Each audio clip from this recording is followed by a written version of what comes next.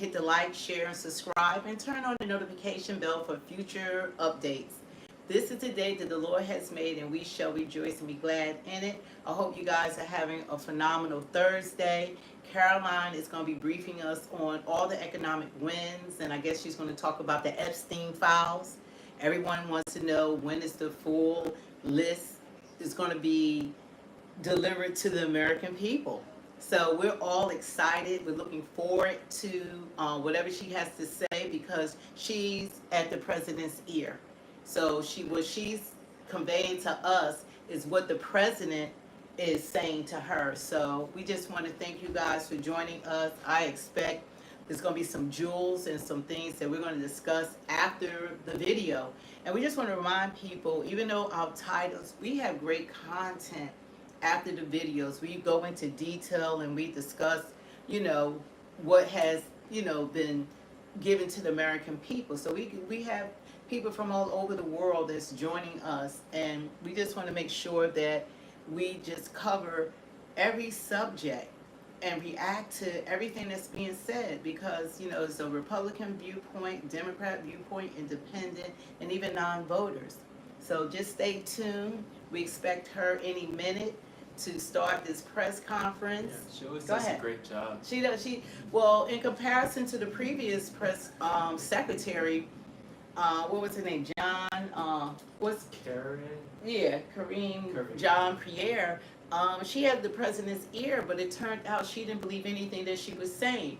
So I hope in this case that Press Secretary Karoline Leavitt don't, after 4 years, then she jump ship and, go over to the other side, because that's what happened to Biden's press secretary. Hi, you guys. Thanks for joining us. Who's on here? And where are you guys listening from? Where are you guys from? And I do want to mention, while we have time before before we go live with the press secretary, is I do have another channel called Pray Till All Hear. Please go over to that channel and subscribe to it and give it a like. I have to put a lot more content on it, but I'm just starting it because we're building Speak the Truth 2.0. And also we have an Instagram that we're working on. And think about becoming a member. We have people that come back over and over again. Think about becoming a member of Speak the Truth 2.0. And y'all can always super chat us. We're building the channel, and we appreciate all the support, especially from the likes. So we know we're just probably within the next minute or so, I expect Karoline to come out and greet the media. And I think that she's getting more information to relate to the public. Hi, you guys. Hey, hi. Yeah, welcome back. And we appreciate, we have some loyal subscribers that come back and they support us, and we don't take it for granted, because we know that we ask God to enlarge our territory, that His hand would be with us and keep us from harm. And God granted our request. So we're really thankful that we have a reach out here, and we feel blessed. So you can speak to the young people. See, this is a mom and son, and we both voted for the Republican. So he was a Republican before myself, but humble brag. Yeah, I was so upset with him. I was throwing away his Trump hats. I'm like, I'm up there campaigning for Biden. I'm a legislative director. What are you doing? Your mom is a big deal. And he was like, Trump, Trump, Trump. Oh, now they said, God bless you. God bless you too. And Lemon J said, good morning from California. Good morning. Oh, good morning. Yeah, it's a 3-hour difference. Yeah, it's like 1:19 here. But God bless you. I hope all is well in California, because y'all been going through it with Governor Gavin Newsom and Mayor Karen Bass. I mean, good God. I love In-N-Out though. Yeah, In-N-Out was cool. I love when we went to Los Angeles years ago, before all this stuff started happening. Movie theaters. Yeah. And now Kamala Harris just announced that she's not going to run for the governor. She's not going to run for governor. And I came to 2 conclusions. One was that it's such a mess that she don't want to get blamed with. And the other thing, I think she's going to run in 2028. They'd rather for her to run in 2028 for president. Oh, wow. Charles said good morning from Hawaii. Aloha. Aloha. Aloha. I hope you guys are doing well. We were watching the news about the tsunami. There was an 8.8 massive earthquake that was happening in Russia, and then they said it's going to hit our west coast and our Hawaii and all of that. But I hope you guys are doing well, and thank you for joining us in Hawaii. And we want to travel there real soon to Hawaii. We most definitely are on our way there. That's like a trip that I've been wanting to take for a while, but then COVID got in the way, and it's just been back up, because I do conferences. I was doing it in California as a legislative director, and so I was going to hop on over because it's like a 5-hour difference once you're in California. So I said, I'm just going to go ahead over to Hawaii. Yeah, I was thinking if Kamala wanted to leave country. But she's going to run. I think she's going to run, but because everybody says she's a sure win for governor. Because look who they have now, Gavin Newsom. I mean, she'll just fit right in with continuing to destroy California. They say he's going to run for president. He wants to run for president. Yeah, he's so upset the way things are going, but he's been a horrible governor, I believe, in California.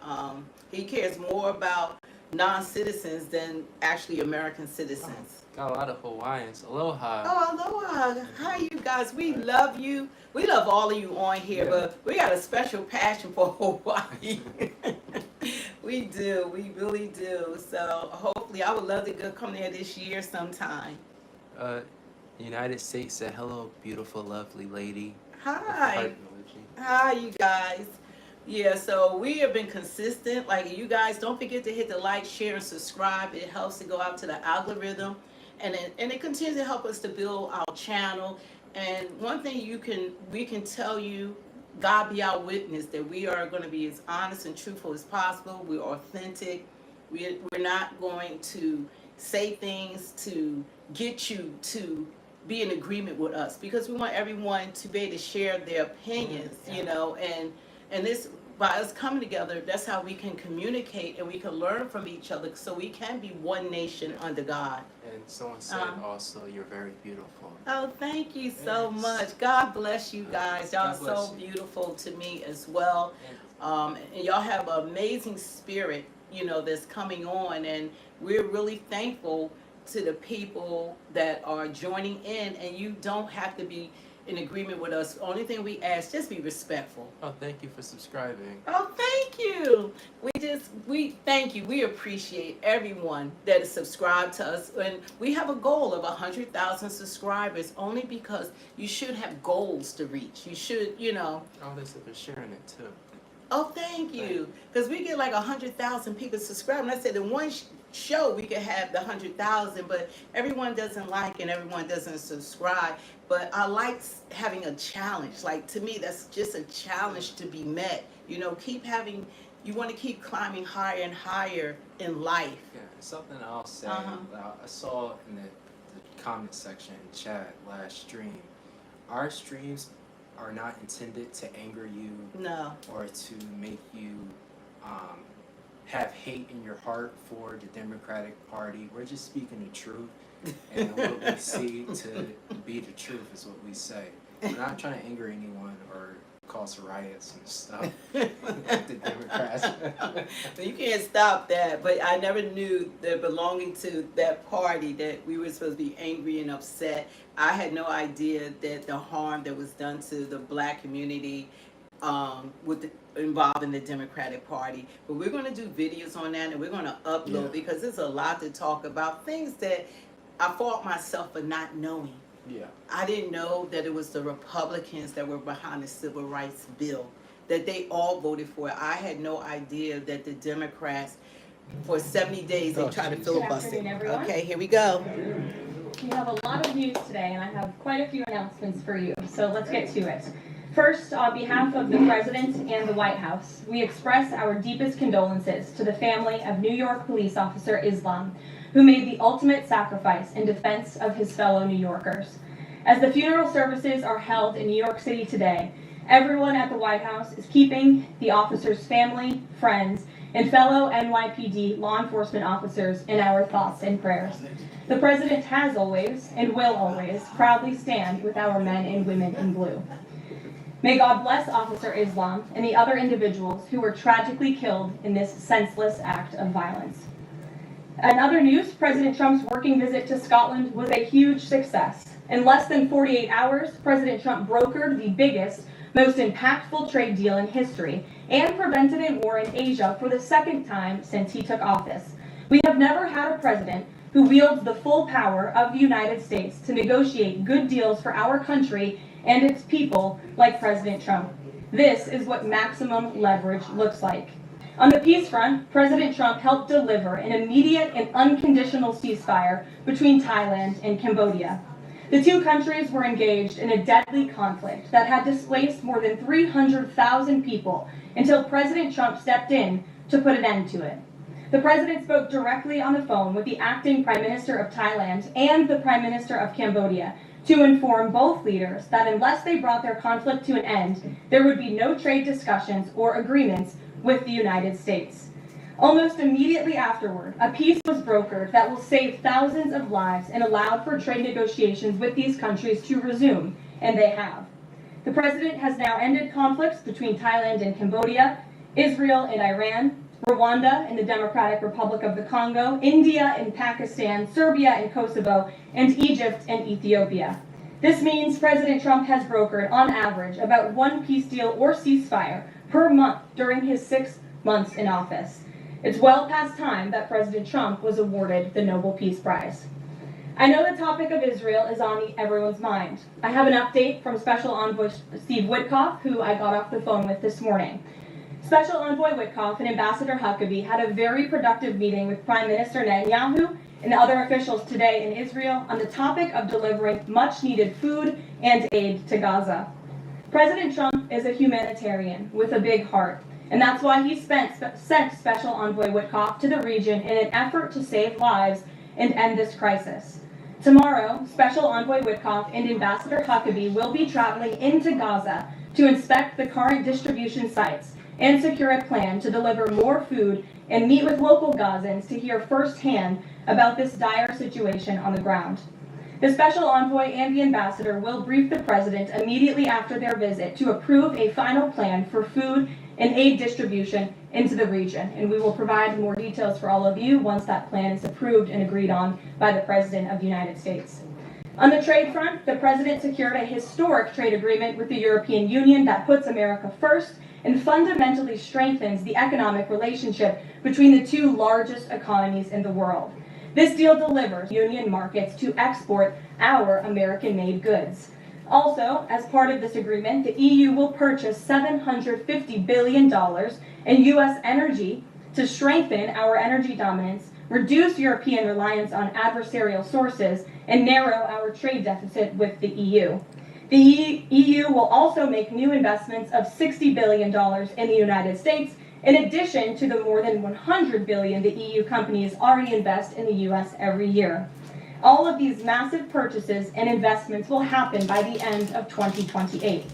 What we are watching is President Trump rebuilding the greatest economy in the history of the world and simultaneously proving the so-called economic experts wrong at every turn. Media pundits said a trade deal with the EU this monumental and beneficial to America would be impossible, but President Trump made it happen. The so-called economic experts repeatedly said that the American economy would be in a recession this summer. Well, summer is here, it's almost over, and that recession does not exist. Yesterday, in fact, real GDP growth in the second quarter increased at a 3.0% annual rate, significantly above expectations. President Trump's America First policies are driving economic growth, as he always said they would. And this growth is being driven by the private sector, not the government. Federal government spending fell for a second straight quarter, while real business fixed investment rose by nearly 2% following its first quarter surge. President Trump is right-sizing government spending, reversing the damage done by the Biden administration, and allowing the private sector to flourish. The same so-called experts claimed that President Trump's tariffs would spike inflation and hurt American consumers. But consumer spending growth just accelerated and inflation remains right on track.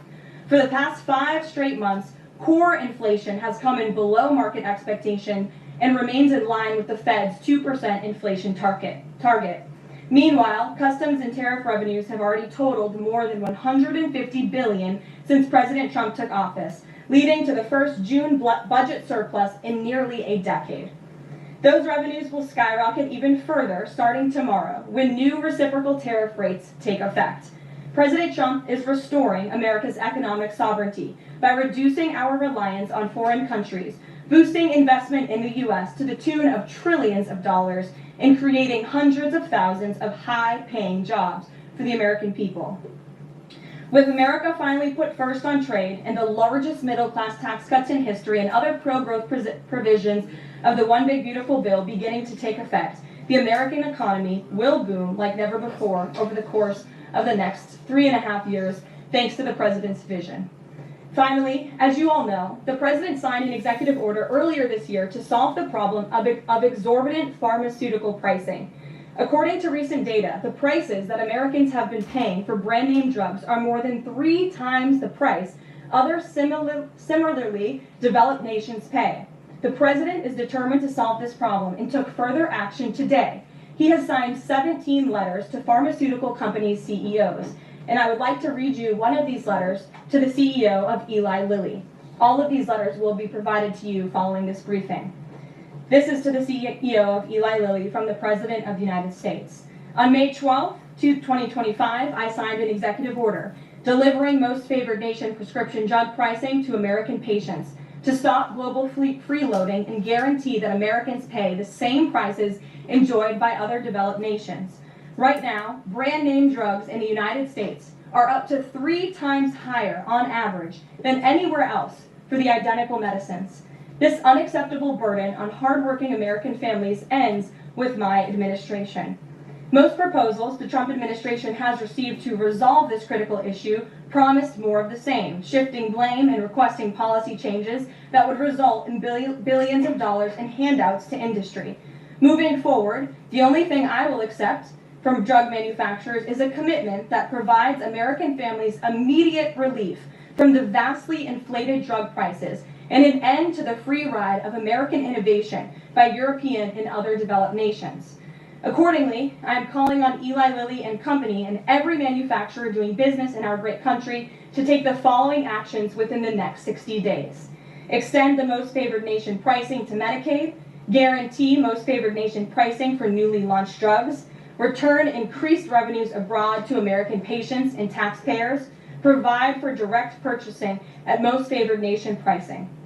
The President's team, including Secretary Kennedy and Administrator Oz, stand ready to implement these terms. The President expects to further engage with them immediately in good faith to deliver relief for American families. Make no mistake, a collaborative effort towards achieving global pricing parity would be the most effective path for companies, the government, and American patients. But if you refuse to step up, we will deploy every tool in our arsenal to protect American families from continued abusive drug pricing practices. Americans are demanding lower drug prices, and they need them today. Other nations have been freeloading on U.S. innovation for far too long, and it is time they pay their fair share. Amen. I look forward to your binding commitments to each of these goals by September 29th, 2025, and my team stands ready to assist with implementation questions. Thank you for your immediate attention to this vital national priority. Signed, President Donald J. Trump.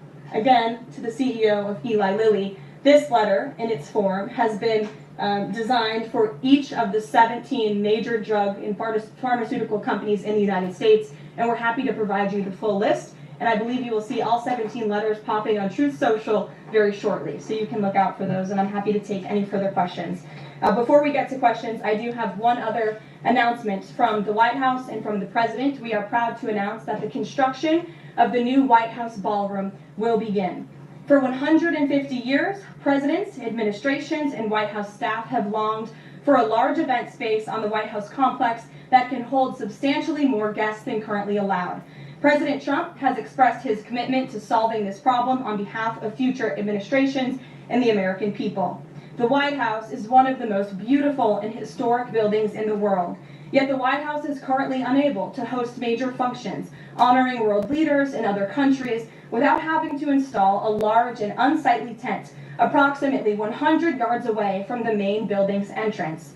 The White House State Ballroom will be a much needed and exquisite addition of approximately 90,000 total square feet of innately designed and carefully crafted space with a seated capacity of 650 people, which is a significant increase from the 200-person seated capacity in the East Room of the White House. In recent weeks, President Trump has held several meetings with members of the White House staff, the National Park Service, the White House Military Office, and the United States Secret Service to discuss design features and planning.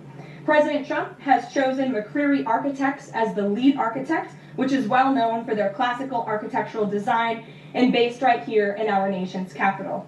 The construction team will be headed by Clark Construction, and the engineering team will be led by AECOM.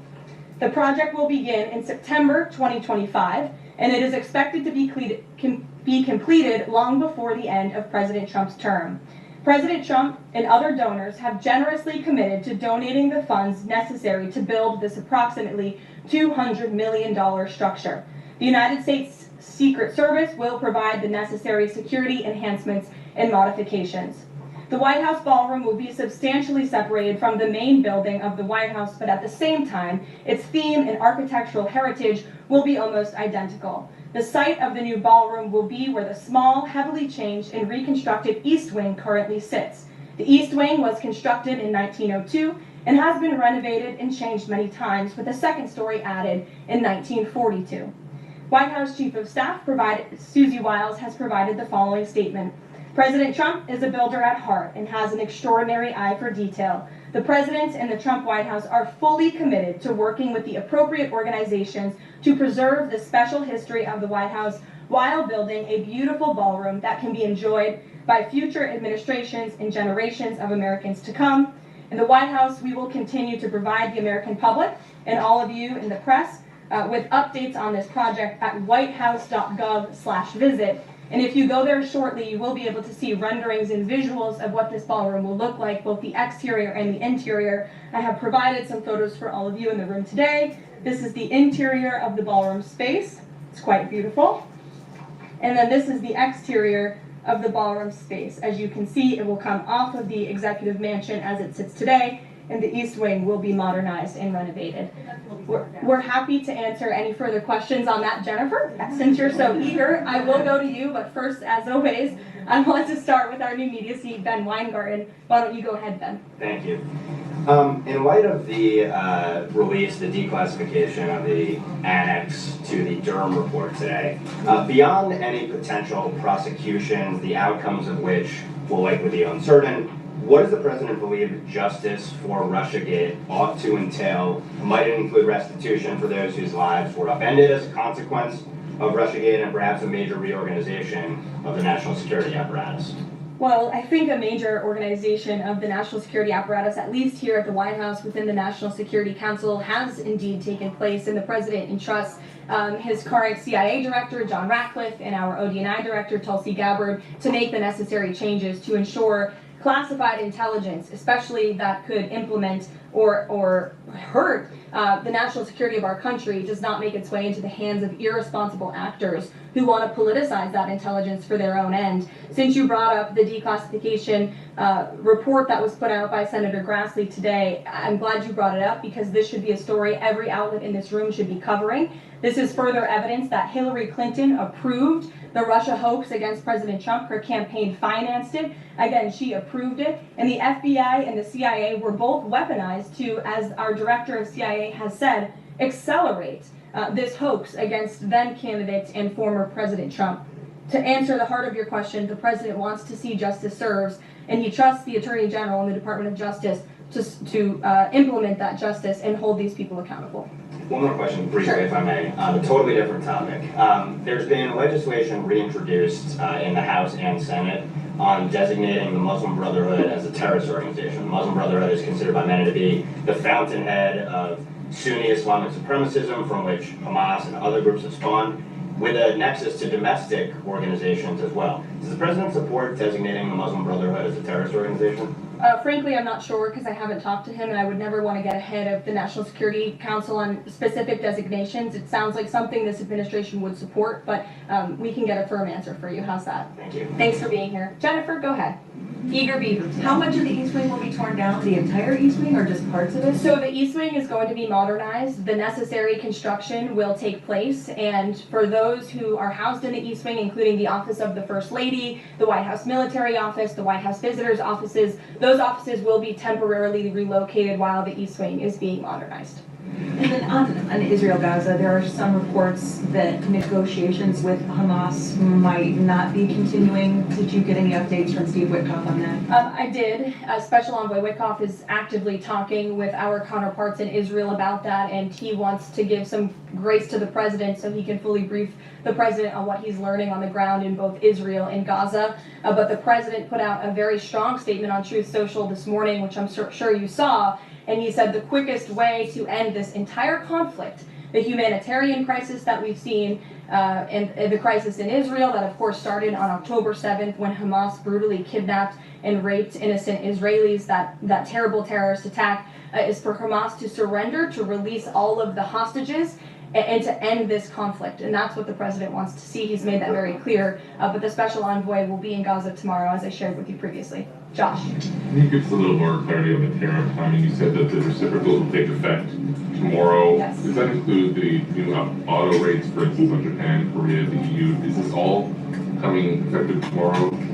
So some of the countries you just mentioned, Japan, South Korea, they have bespoke trade deals that the president cut, which, just to backtrack for a second, Josh, we promised that the president would negotiate with countries all around the world to cut tailor-made trade deals depending on those countries' challenges, how badly they've ripped off the United States of America and our manufacturing industry and our workforce in the past. And he has done that. Of our 18 major trading partners, 2/3 of those trading partners have a deal. We've sent out 17 letters to countries around the world. And the rest of those countries that either do not have a deal or have a letter, they will be hearing from this administration by the midnight deadline tonight. So yes, tomorrow, August 1st, the reciprocal rates will be going into effect.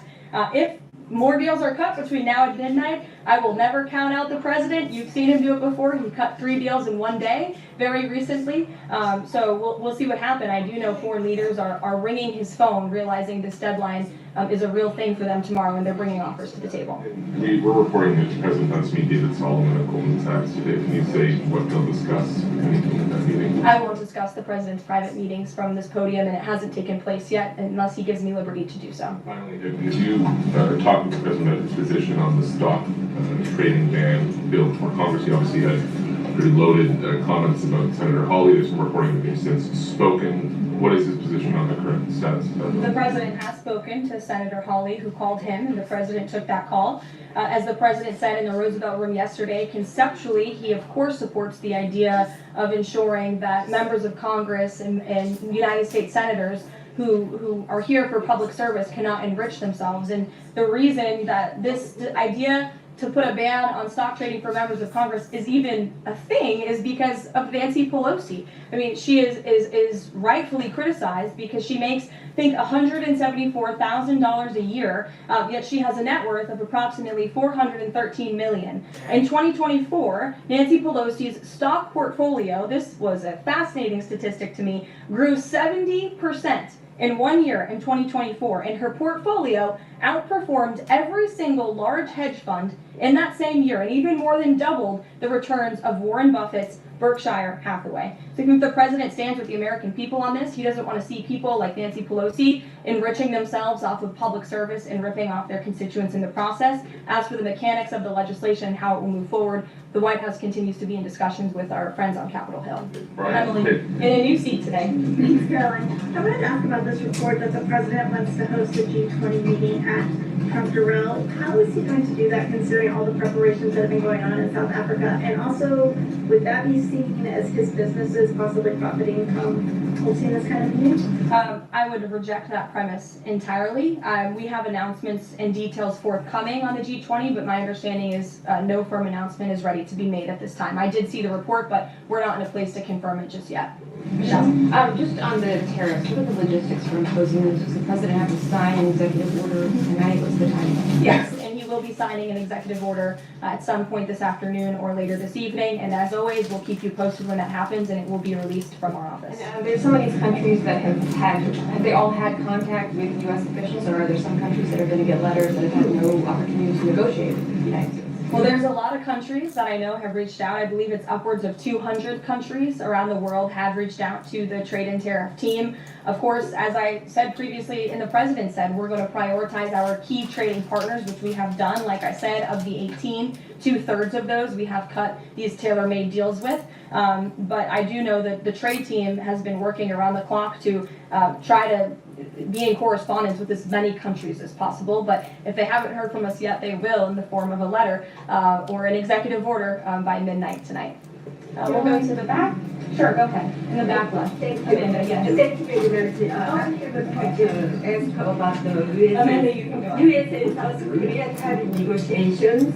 At the tariff negotiation between South Korea and the United States concluded yesterday. President Trump stated on his SNS, Truth Social, that he would announce the specific details of the investment in the United States at the South Korea-United States summit in 2 weeks. My question is this tariff negotiation a final agreement, or is further negotiation necessary? Well, yes, as you know, the president met with representatives of the Republic of South Korea here at the White House yesterday, and they did in fact reach a deal. And South Korea will pay a 15% tariff rate, including 15% on autos, while providing historic market access to American goods like autos and rice. Korea will purchase $100 billion in American energy by 2028. And the centerpiece of this deal is that South Korea has agreed to invest $350 billion at the president's direction to revitalize American industry. 90% of those profits will go to the United States government to help pay down our debt and for other matters at the president's choosing. So it was a very successful meeting yesterday. When is set up the further US-South Korea summit day? I'll get you something on that. I don't have it at my fingertips. Okay, Amanda. Thank you, Caroline. There are a number of congressional Republicans who have raised the alarm about the fact that roughly 80% of pharmaceuticals are either manufactured or their precursors are manufactured in either China or India. There are some pieces of legislation, some recommendations, which include either onshoring, nearshoring, or friendshoring, those components of that. Do you know if the president intends to throw the weight of the executive behind that? I don't have any updates for you at this time. I do have an update on our EU trade deal. I stand corrected. It's not $60 billion in investments. It's $600 billion in investments. I want to make that very clear. And I personally watched the president behind closed doors with the European president in Scotland negotiating this deal. And he got the most juice out of that squeeze that he could. And he was constantly looking out for America's interests. So I just wanted to clarify that one point. Deanna. Thanks, Caroline. For the countries that don't have a deal yet, should we be looking at the April 2nd chart at all? Or is he negotiating and talking about having a set tariff rate, 10%, 20%? Those discussions are taking place with the trade team today, and again, we'll provide further guidance with that executive order once it is signed, and the answer to that question will be in that executive order. Are you looking to provide any more extensions today after his phone call with Mexico? Is there any other conversations like that? I do know that other foreign leaders around the world have reached out, and if the president decides to share the conclusions of those calls with all of you, he will do so himself. But I do want to reiterate what the president said about Mexico. Mexico is still paying tariffs. They're paying a 25% tariff on fentanyl, 25% tariff on cars, a 50% tariff on steel, aluminum, and copper. And additionally, Mexico has agreed to immediately terminate its non-tariff trade barriers, of which there are many. And as the president said, we will continue to talk to Mexico over the next 90 days with the goal of signing a larger trade deal. The key to this, again, is Mexico has agreed to terminate those non-tariff barriers and to continue to work with us in good faith. Mexico is a very unique situation of all the other countries around the world because, of course, we share our southern border with Mexico, which we've seen an increase in cooperation between Mexico's President Claudia Sheinbaum and our administration on clamping down on drug trafficking and human trafficking at the southern border. We appreciate those efforts and will continue to work in good faith and to continue to have these trade discussions as well. Joe. Yeah, thanks, Caroline. Just clarifying a previous question. President Trump has indicated he's been looking at either 15% or 20% baseline universal tariff. Has he landed on one of those yet? I won't get ahead of the president on that baseline announcement. And then secondly, what did Treasury Secretary Bassett mean yesterday when he called the new Trump accounts for newborns a quote backdoor to privatizing Social Security? Does the administration view this new Trump accounts as a way to, in the long term, perhaps privatize Social Security? What the Secretary of Treasury was saying and what this administration believes is that these Trump newborn accounts, which is an incredibly creative and great provision that was in the One Big Beautiful Bill for newborn babies and families and future generations of Americans, will help supplement, not substitute, Social Security. The Trump administration is wholeheartedly committed to protecting Social Security. The president did it in his first term. He's doing it again in this term. But these newborn accounts are another revenue stream for young people to watch their money grow throughout their lives and to one day be able to access those funds so they can hopefully build a home and live the American dream.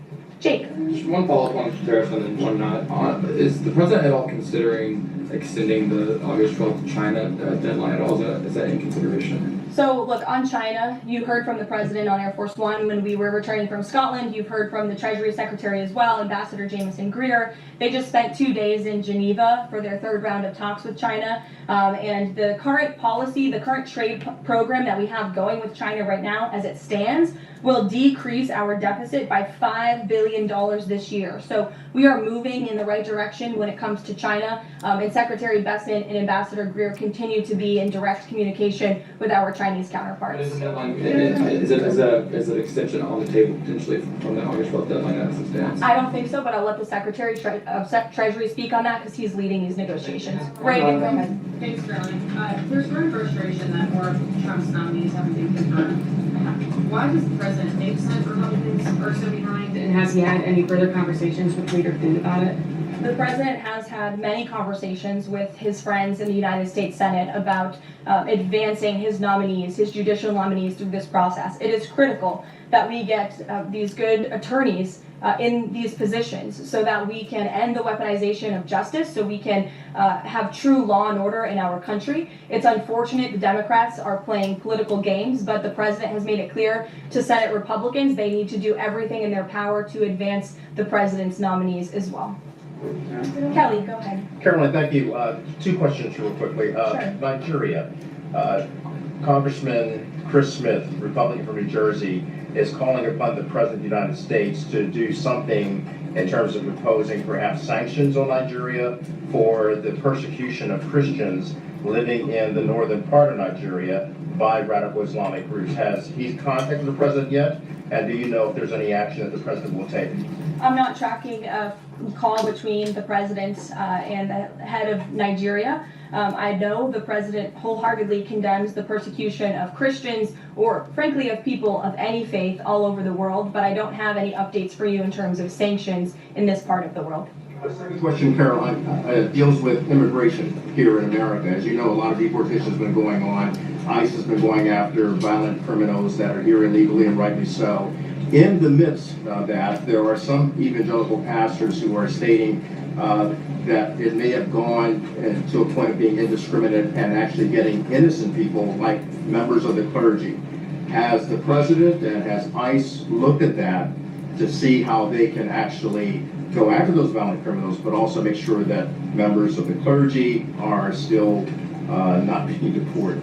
Well, look, the administration has always maintained the position that anyone who illegally crosses our nation's borders is subject to deportation. That's just the law of the land, and we must be a nation that enforces our laws. But the priority from ICE, of course, is to deport, detain, arrest, and remove violent illegal aliens and criminals from our country. And they have been doing that at the rate of thousands of illegal violent criminals every single week, especially in Democrat-run sanctuary cities where these illegal violent criminals have been given a safe haven and have essentially been immune from our nation's laws under the previous administration. That's not happening anymore because of this president and Secretary Noem in the Department of Homeland Security. And we are going to be a nation of laws. And as we've said repeatedly, if you came here illegally, you are subject to deportation. But the priority are those public safety threats that we must remove from our communities. Thank you so much, Caroline. Two questions. So what Hamas hardens its position in Israel provides aid. Do you have any new information on the hostages that need aid too? And second question, we heard President Trump criticize President Macron and Prime Minister Starmer for their statement about recognizing a Palestinian state. What is the president's position on recognizing a Palestinian state? And will he recognize Israeli sovereignty in Judea and Samaria?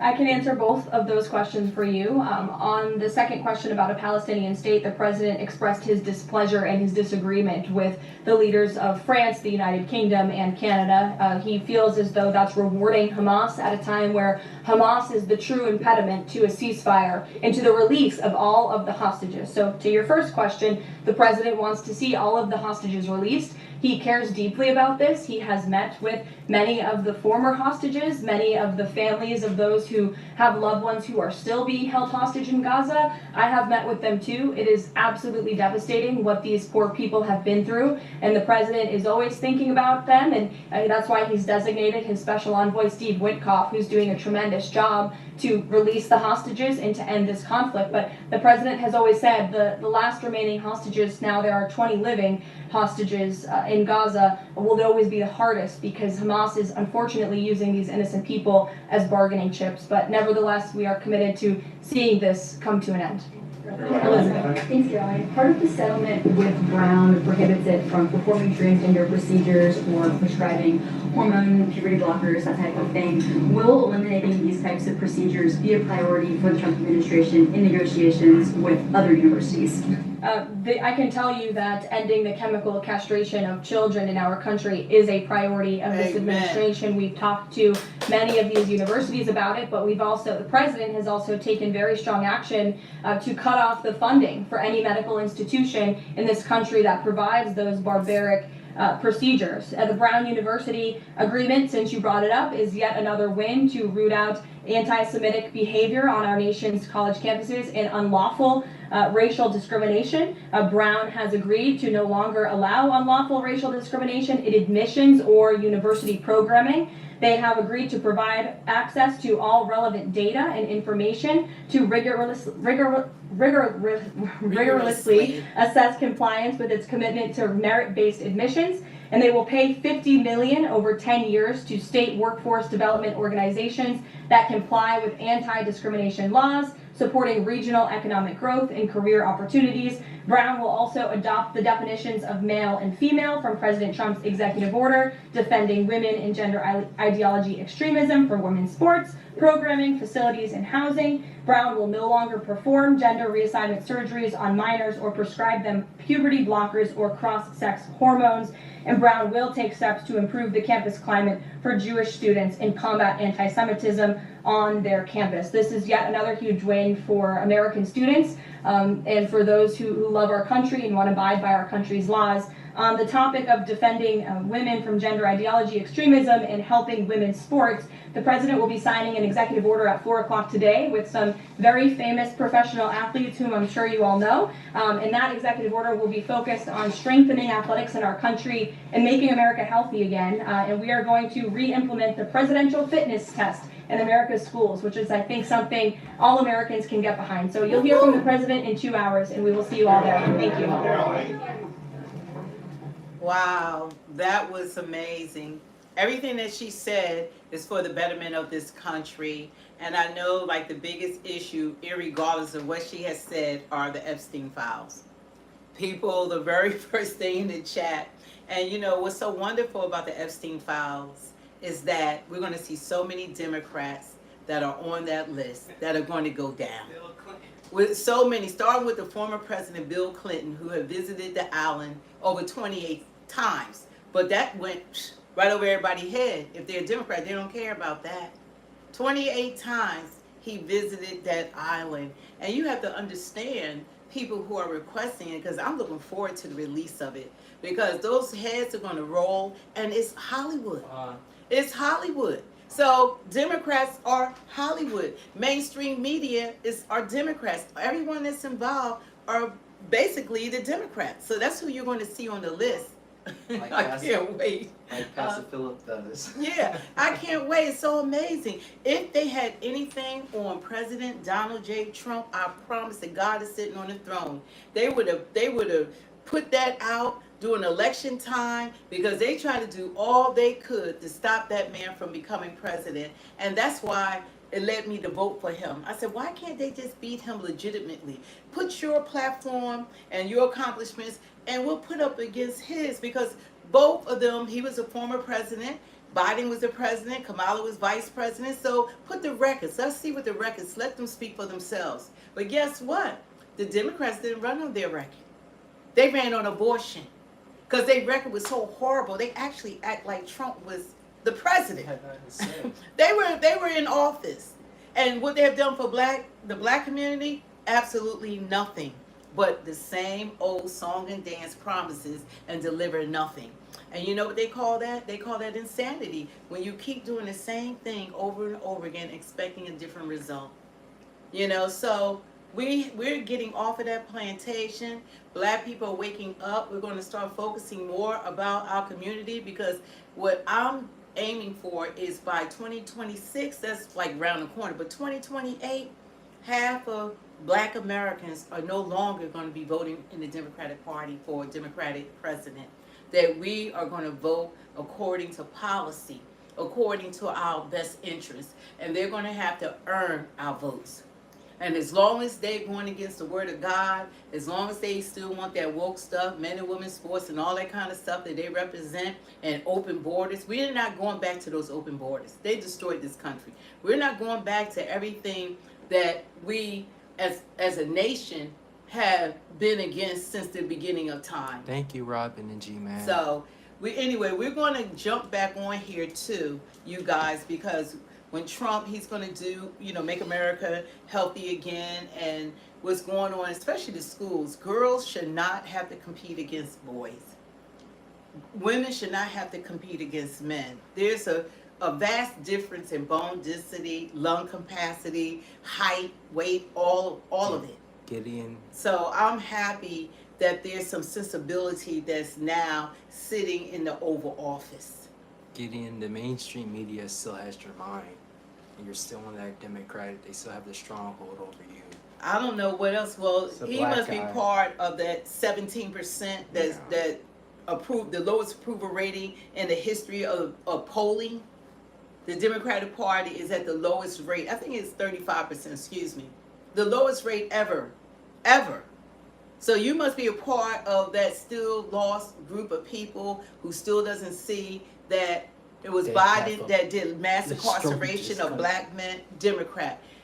Ku Klux Klan, started Ku Klux Klan, Democrats, who tried to filibuster the civil rights bill that the Republicans were pushing, that the Democrats was trying to stop the signing of the civil rights bill.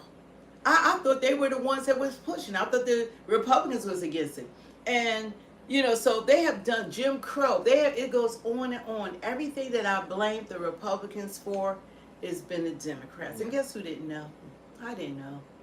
And a lot of us don't know. I didn't know when I was supporting Biden, he was the author of the 1994 crime bill that caused mass incarceration of my black brothers and sisters. Yeah. I had no idea. Yeah. And there's still no justice, no peace. There's still no anti-hate crime bill for black Americans, but the illegals got one. They could stop, kick, beat up cops. Cops not pulling out their guns, but they not handcuffed and being shot to death. And Trump has been like they got the anti-hate crime bill. They actually could rape someone, they releasing them. So what kind of nonsense? That's crazy. Trump has been like the only president that has fought against that. The sensibility left the White House until Trump came back in the office. This is what they have been allowing them, taking over our freaking cities, taking over. And look at Mandandi now. He wanted to defund the police. Now they say, look what happened to the cop, the Muslim cop in New York. Yeah, he said that the cops are the bad guys You know, and there are some bad cops, but there's more good cops. Yeah. We need law and order. Yeah, I love the police We officers. need law and order. Period. Yeah, And the cops make up black, white, Hispanic, Muslims, Christians, all ethnicities. Okay, Yeah. it's not just all white cops. Yeah, Jerry has said, because word of God is deporting Christians fleeing persecution and oppression. He said what? He said, because word of God is deporting Christians fleeing persecution and oppression. Heart emojis. Well, God is good, and He's sitting on the throne. And don't forget to subscribe to my other channel, Pray Till All Here. We're going to be doing prayers because you can complain and you can jump up and down. If you don't like the leadership, pray for them. If you don't like what's going on, pray for them. If you're having problems in your family, pray. Get on your knees and you pray. Because prayer changes things. And one thing we all know is that we're living in the last days. So you need to seek God for your salvation. Pray over your children. Pray over your family. Yeah, and I'll reply, I don't know how you could use God as a defense for that party when they do everything the opposite of God. It's the most demonic party imaginable. Yeah, it's like the enemy ain't no joke. He know the Bible better than us. He got everybody going along with a party that God does not support abortion. God does not support same-sex marriages. God does not support LGBTQ. God does not support transgenders. God doesn't support mutilating kids. God doesn't support all of this stuff, but He loves all of them. I'm not saying He doesn't love. He doesn't want He doesn't want any of us to be lost. He doesn't want any of us to perish. That's what the blood is for, because that sin is like other sins: adultery, fornication, lying, stealing, murder, rape. Those are sins as well. But you don't allow people to continue their sin, and you don't tell them the word of God, because that's not showing love. They need to be delivered. They need to be saved. They need to give their life to Christ, and hopefully one day they will.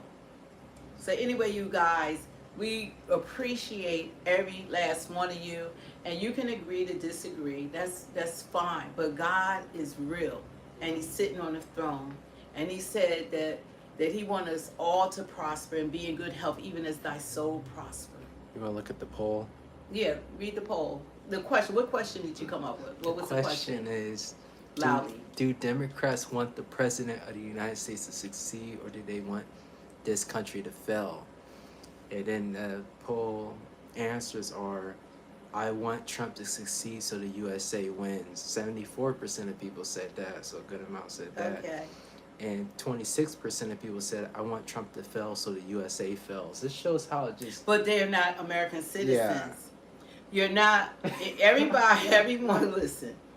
If you were one of the people that said that you want this country to fail, then that's because you're not an American citizen. Because there's no way that you would want this country to fail, and you have children, and you're living in this country, and you have relatives, you have a mom, dad, brother, sister, all, and yourself, that you would want this country to fail. There's no way. What's the solution? It'd be taken over by another world leader? Socialism? Is that what we want to be run by communists? Why? I mean, for someone to say that, we know you're not American. Or the Democratic Party has filled you with so much hate that you rather for the country to do poorly. So it doesn't make any sense. But we're standing on the word of God. We want all to do well. And we have a president that wants all of us to do well. And doing well has nothing to do with pigmentation. It means taking the time to put the time in. Go to school. Learn a trade. Go to college. Get a job. Well, it's not a confusing question. It's just simplified. Because if you don't want Trump to succeed, then you want the country to fail, because he's the president of the United States, whether you like it or not. And if you want Trump to fail, then you're basically saying you want this country to fail because he's the president.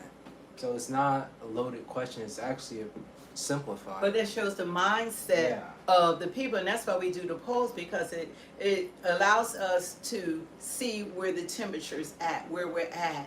And anyone who wants it to fail is because they're a non-citizen. They're not American. They're for all the corruption. They want all of the turmoil and the lawlessness. They want all of that happening in this country, but we're not for that. And we're for a president that is out there working on a daily basis on our behalf. And that's credit that you have to give Trump. And this is coming from someone that has always voted for the Democratic Party. Straight down ballot. That's how black people do. We straight down ballot. We don't know what they represent. We don't even know if they don't even have our best interests at heart. And we still straight Democrat. They could depend on us. Even Obama Not anymore, dog. Even Obama did. Yeah, Obama. They always give you a black representation. Every black representation has been against the American black people. You know, so that representation doesn't mean anything. Obama was never for the black people. He was the father of LGBTQ. He was about same-sex marriages. He even had the audacity a few days ago to go on his wife's podcast saying even if they have a good father, that their boys need to be mentored by a gay man. There's no God in him. I don't know what happened to President Obama, but something happened to him. For a heterosexual man, I think he is. For him to stand up there and say, to go around the boys, not the girls. He never said nothing about the good boys. Even if they have a good father. Yeah, he said even if they have a good father. Oh, I think that even if they have a good father, that, you know, they need to, the gay, he said gay professor needs to critique the father for their son. Like, go against the father, how he's raising his child. It's just incredible. This man is still pushing an agenda and he's no longer the president. Something happened to him because it's not normal. It's not normal. Something, like I did a thing when I used to, did a radio show called Let's Talk About It, and I did all the research, you know, into people becoming homosexuals and all of that, and like what the scientists had to say, what the experts had to say, and there's no gay gene. That's a fact. There's no such thing as a gay gene. And what they found out is the majority of the time, I say 99.9%, they were raped, molested, or something happened to them in their childhood that redirected them into that. Something happened to them. And I'm believing something happened to Obama. Yeah. Something happened to him.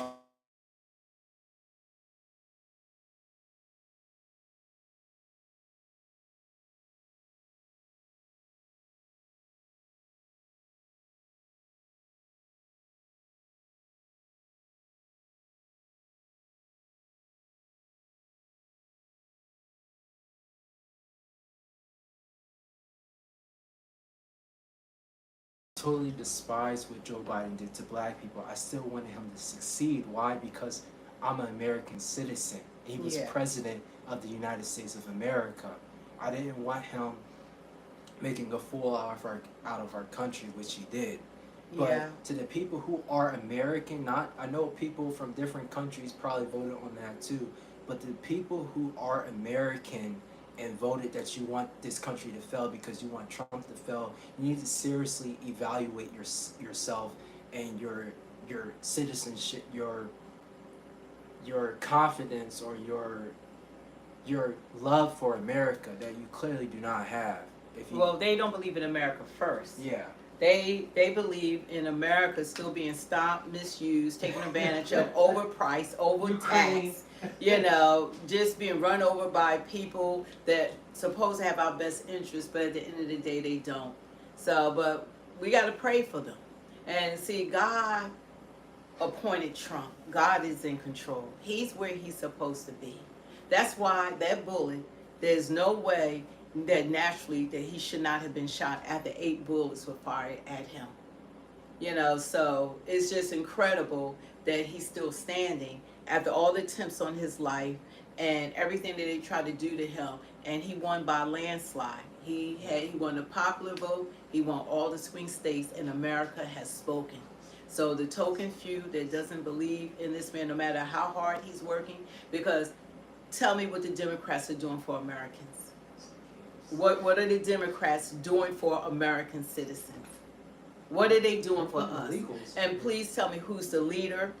what you say about the open borders, What's the why they game allow plan? fentanyl to come into our country, 350,000 missing kids. They say it's 460,000 missing kids each year. 460,000. Why isn't the news talking anything about the children? That's a good Yeah, question. it's incredible the things that are important.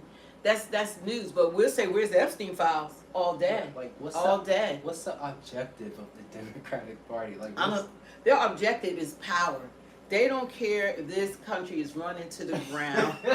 It's all about power. That's it. That's where the buck stops with them. Power. They don't care how many communists comes in this country. They don't care how many gangs. They don't care about the fentanyl. They don't care about children being raped and enslaved. They don't care about the gangs. They don't care about anything that's happening in this country.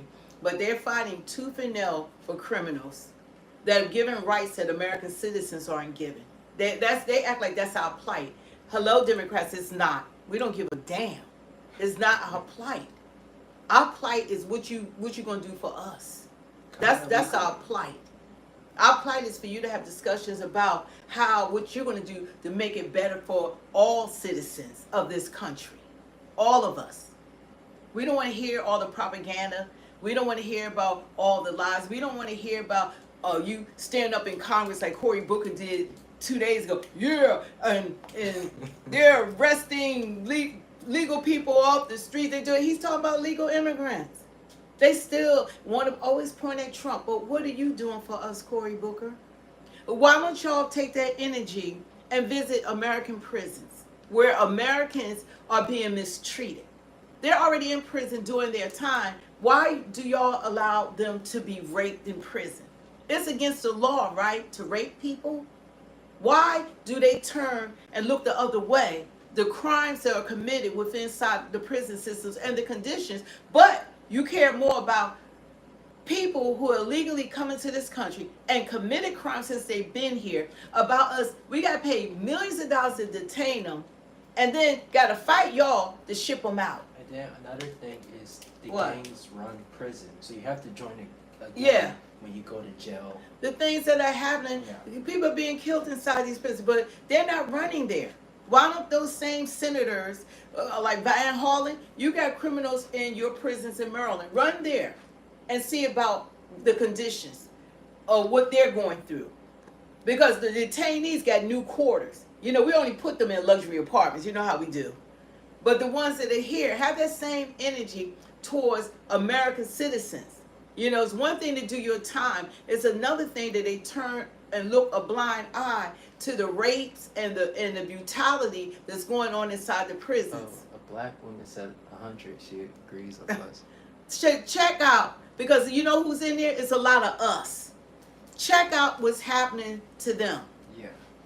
Check out the conditions, what's going on in American prisons. Put that energy towards American citizens. And then you can't forget the mental abuse they go through. It's a lot. You've been convicted, you're doing your time like you're supposed to. You're being punished by the law, but then the law doesn't apply to you once you're in prison. Like, look what happened to Robert Brooks. Remember, all the cops beat The him cops beat him up and killed him in a detention center.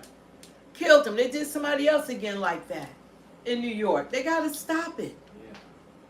Yeah. You know, it shouldn't be okay to do the things that they are doing to American prisoners, but they're gonna fly over to El Salvador and bring back a NS-13 gang member, Trinidad Raga, whatever. They're gonna bring him back, and we already paid $5 million for he went before like 19 judges, I believe, and he was supposed to have been deported since 2019.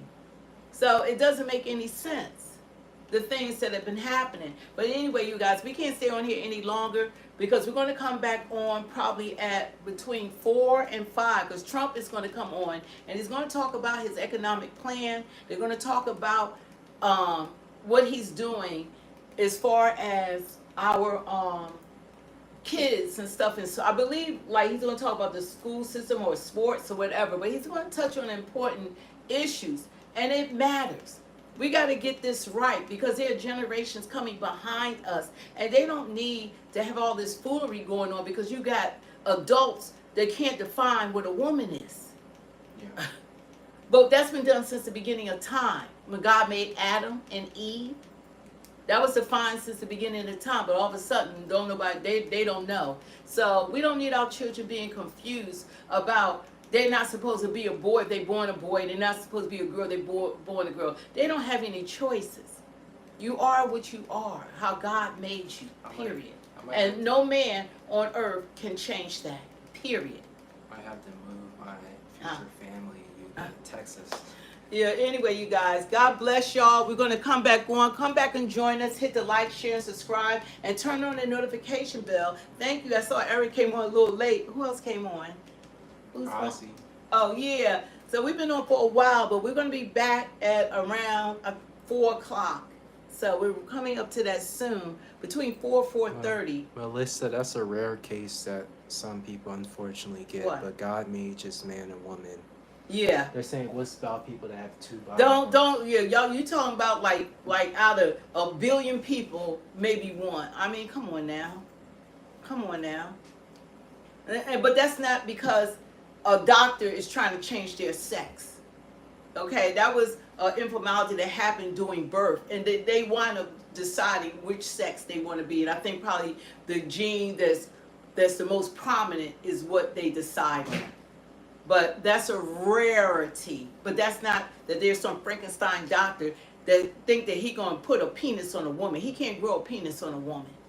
And he can't grow a vagina on a man. That will never happen. They'll give him ovaries and all the other stuff. So that will never happen. You want to do the poll, but we got to break it off because we're going to be back. You want to read the poll again? No, you could tell the poll. Okay.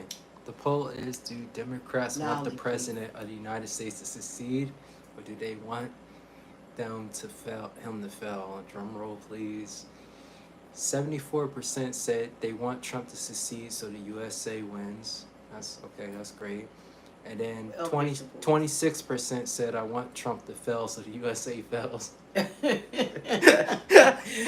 Well, y'all have been beautiful. We thank you for doing the poll. We want everyone to succeed. We want everyone to have success. And when our country succeeds, we all succeed. So we want the best for the United States of America. We set, we set the standard for around the world. So anyway, we're going to come back on. Don't forget to hit the like, share, and subscribe, and turn on the notification bell. I think we got close to, we might be approaching with 28,000 subscribers, but we haven't been telling people to turn on the notification bell. So when we do go live, which is just about every day, then you guys will be notified. And don't forget to become a member of Speak the Truth. We got one member. We're going to do something special for her. Have a great day. Yeah, we're going to do something special for Dorsey. Yeah, Gossi, I mean. So, go ahead. Have a great day. You need to do some research on the biblical text, because if you know, but you clearly don't, it's God's word. He used man to write the Bible. Trying to say that a bunch of men wrote the Bible isn't God's word. It's from the inspiration of God.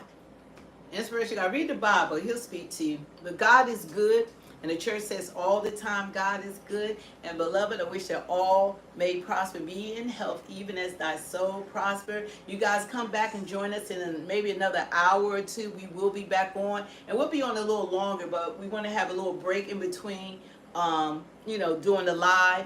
And like I said, we have Instagram. We got Pray Till All Here. That's my other channel that I'm working on building. We're gonna be doing prayer and talk about God and people coming to the Lord, because your salvation is the most important thing that's going on. It's not politics. It's not red, blue, and non-belief. It's your salvation. So anyway, there's only one King, and his name is Jesus. Jesus, Jesus, Jesus. How beautiful is his name. I love saying Jesus. So anyway, you guys, come back. And like I said, turn on that notification bell. Thank you for those that have subscribed and given us a like. We don't take anything for lightly, and we think that God has enlarged our territory, and his hand has been with us. And he promised to keep us from harm. Melissa, no, we need to focus on saving the 300,000 missing children. Yeah.